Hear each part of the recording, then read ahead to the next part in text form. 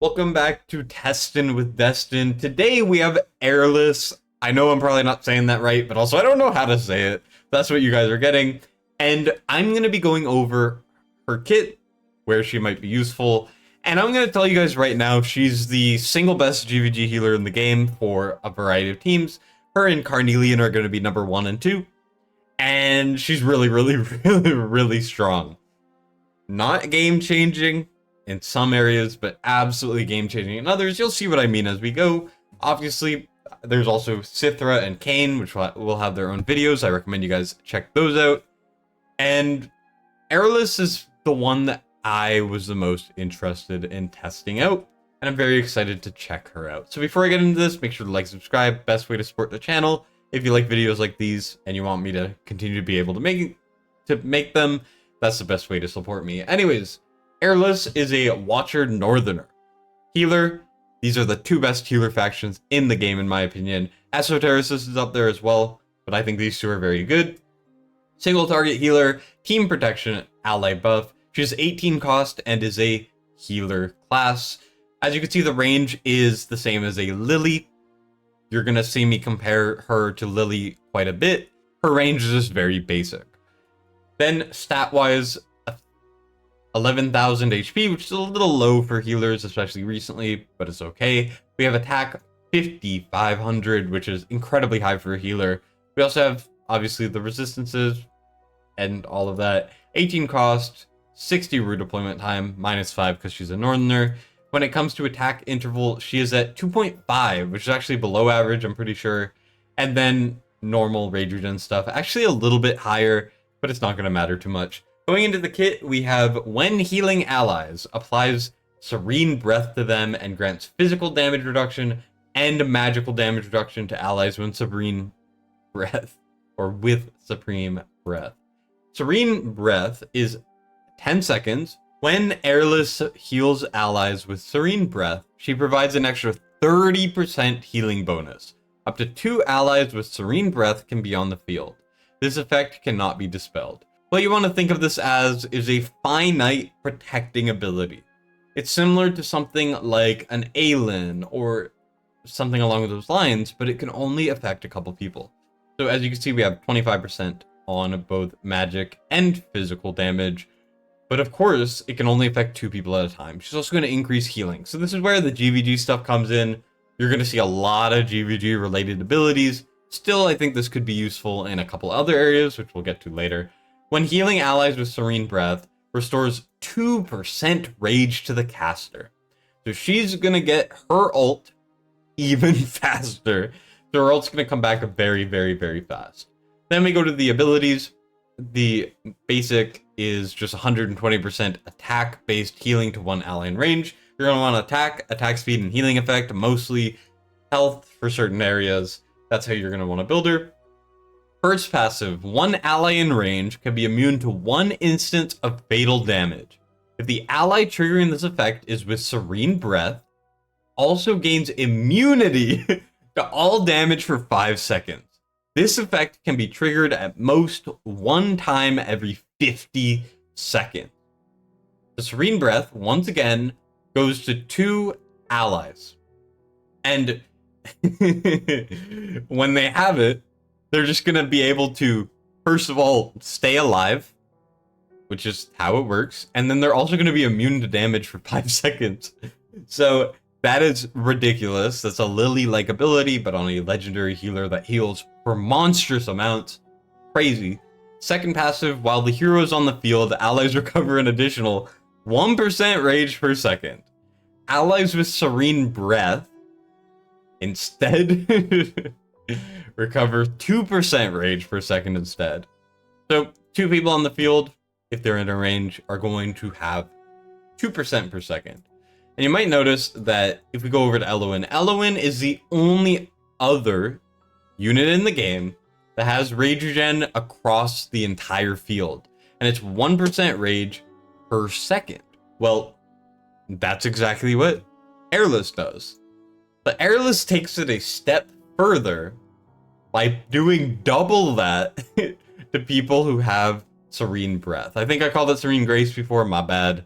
Either way, Not only do we have damage reduction, not only do we have the Lily save, not only do we have monstrous heals, which we'll have to show in a bit, we also have map-wide rage regen and double that for the people she's healing. Then the ultimate is 500 cost, which is pretty cheap, and it applies Healing Prayer to one ally with the lowest HP percentage in range. This is a very minimal ult. What it does is when the bearer's HP drops below 75%, immediately restores HP equal to 40% of the caster's attack and removes this effect. So it's an immediate top up of their HP as soon as they get chunked down, and it removes this effect. When the effect duration naturally ends or is refreshed, restores HP equal to 200% of the caster's attack for the bearer. So if you don't manage to proc the below 75% part, if you manage to refresh or have it expire, it's going to apply again, which is really good. Now, when it comes to building, I have Elysian Epitaph, and this, we have attack speed, a lot of attack, healing effect, really good build, obviously, but that's how we ever built. And awakening wise, the A1, direct healing from basic attack and healing prayer, which is the ult, applies an additional 1 instance of 15% healing to all allies with Serene Breath. Just more healing, actually wild. She's so meta for GvG. We have healing effect on the A2. A3, when healing prayer triggers healing when the bearer's HP drops below 75%, grants damage increase to all allies with Serene Breath. When healing prayer triggers healing upon natural expiration or refresh, grants damage increase to all allies with Serene Breath.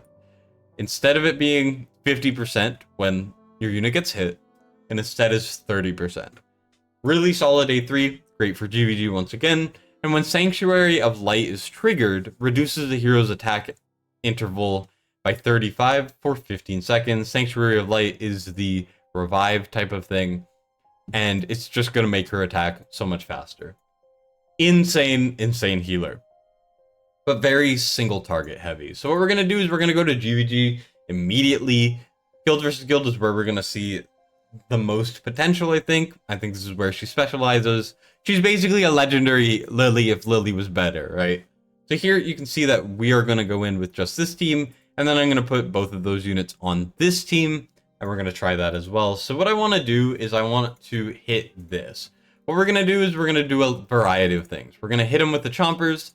We're going to hit him with a maw. Why the heck not? We're going to hit him with flyers, and we're going to hit him with axes. This is kind of the wide range of kind of offense in this game, especially for guild versus guild. And we're going to see how good the healing is and how they protect Brokir from demon soldiers. Also, to see the healing numbers. So we're going to start off. You can see that it is an auto ult, which is decent because it's so cheap, and she regens her rage. We're going to wait until... let's do chompers first. So chompers are currently the most meta thing in all of GvG.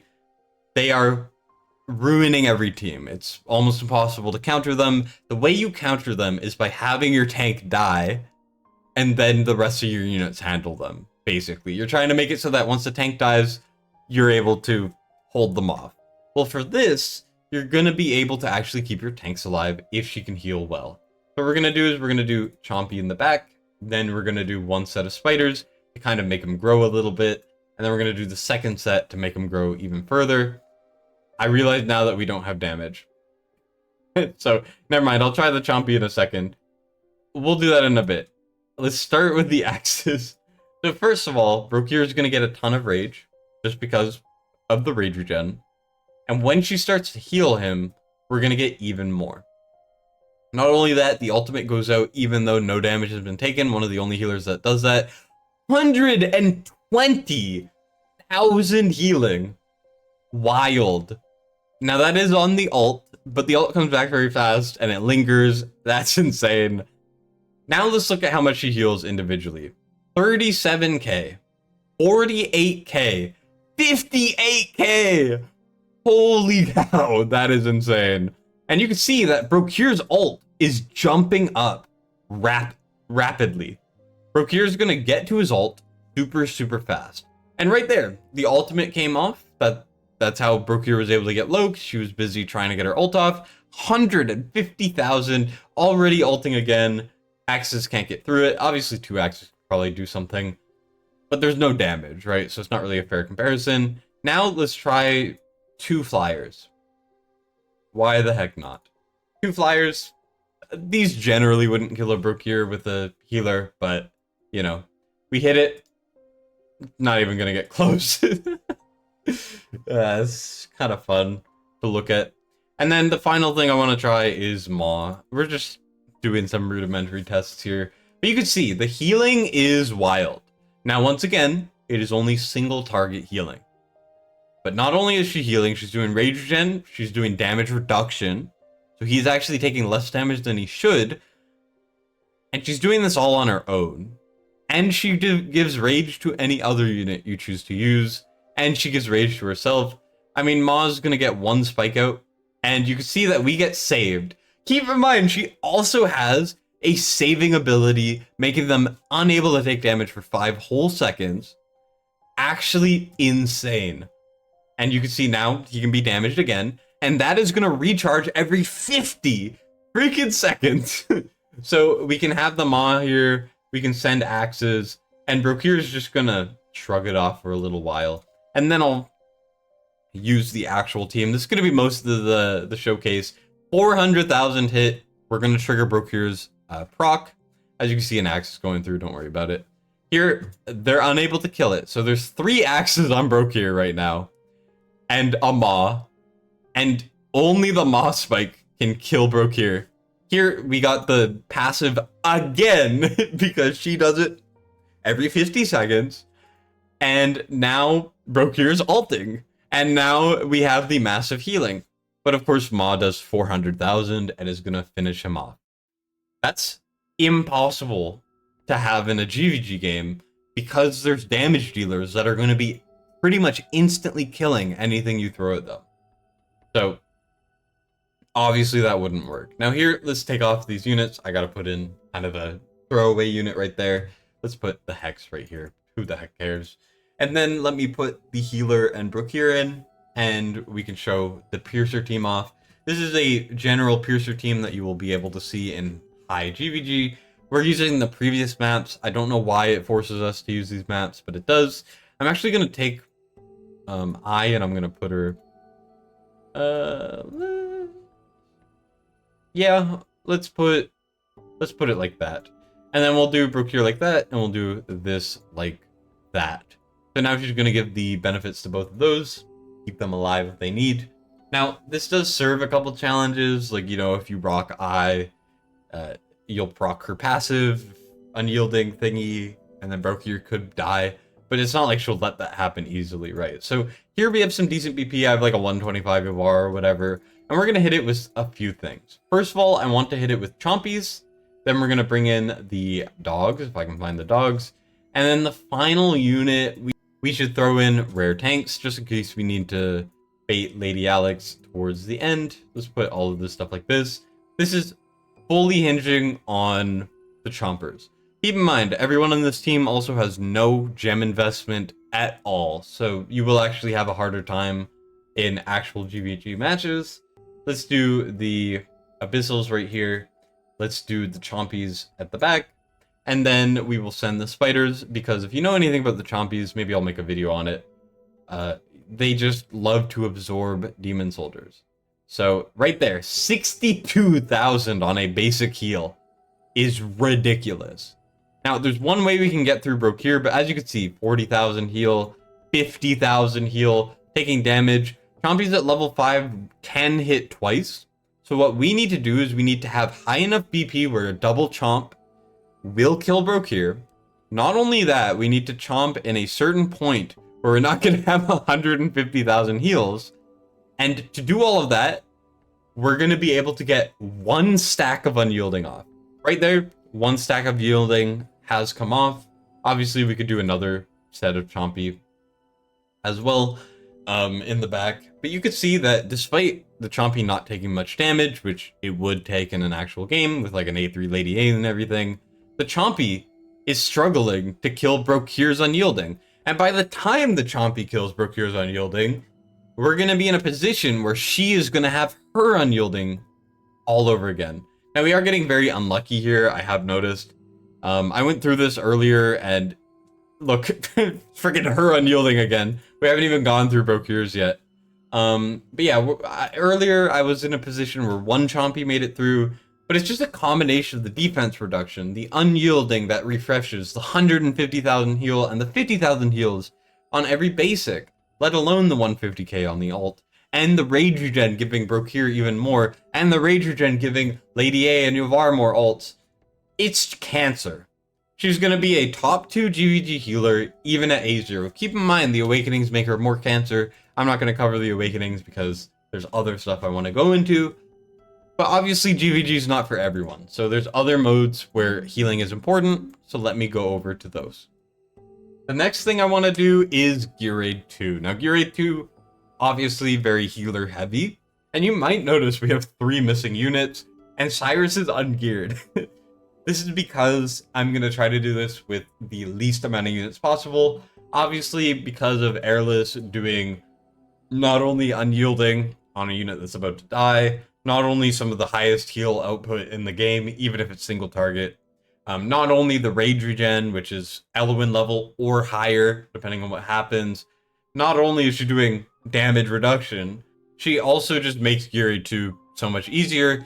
Of course, you could do Eilyn substitutions, you could do, substitutions on Draylin, blah, blah, blah, blah, blah.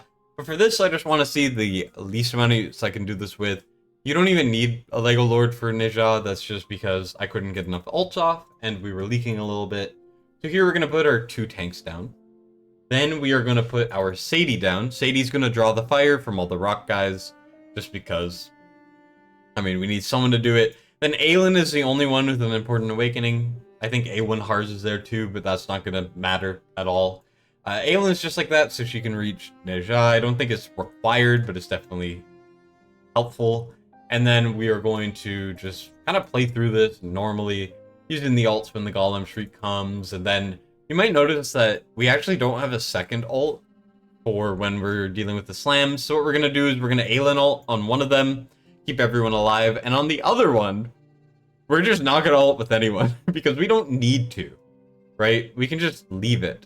As you can see, we're getting a little bit of the back end of Eilyn, and now we're just getting monstrous amounts of healing from all of the healers, obviously, and we're just going to be completely fine. And for some reason, Airless does not take damage from the Shriek. I don't know if that's normal or supposed to happen, but that's what it looks like, so... sure.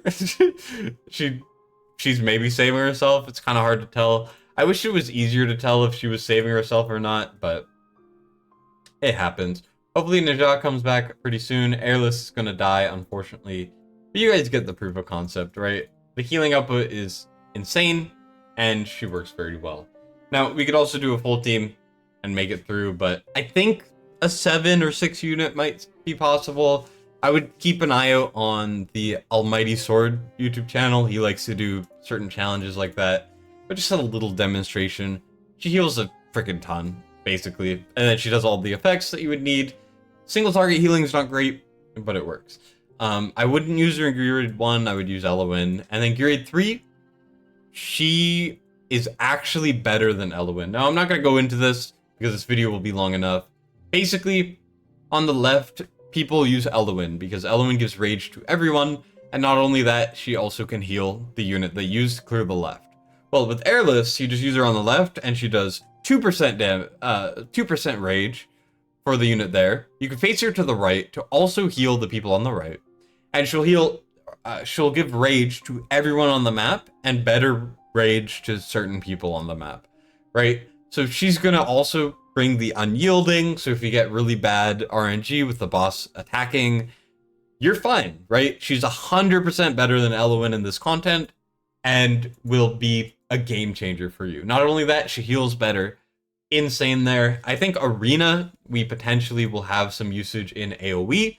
If you don't have a Draylin, you'll actually have an option. And single target, if you need a healer, for example, for a Wukong team, Ingrid, Wukong, Kagiri, very important, you can use them, right?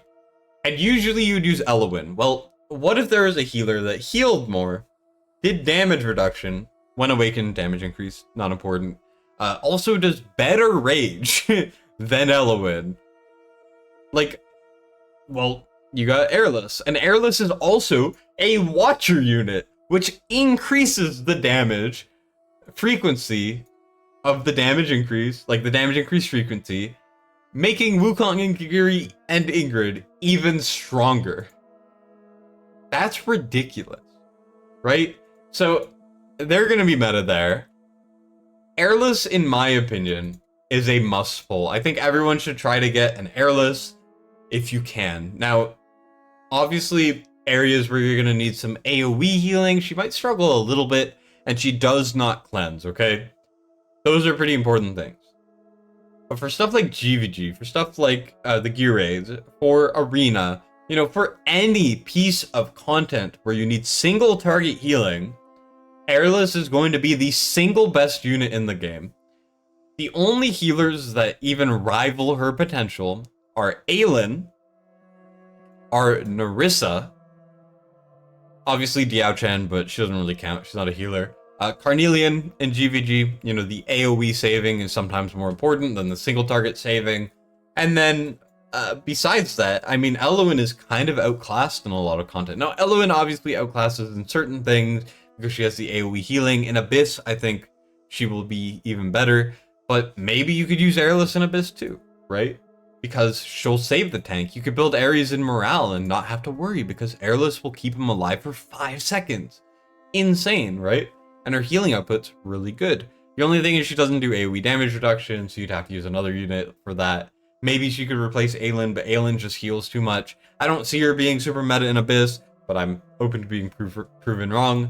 In my opinion, you should be going for her. You should really, really try to get her. I think she'll be relevant for at least a year, or at least for a long time. And I think she's very worth going for if you need a support.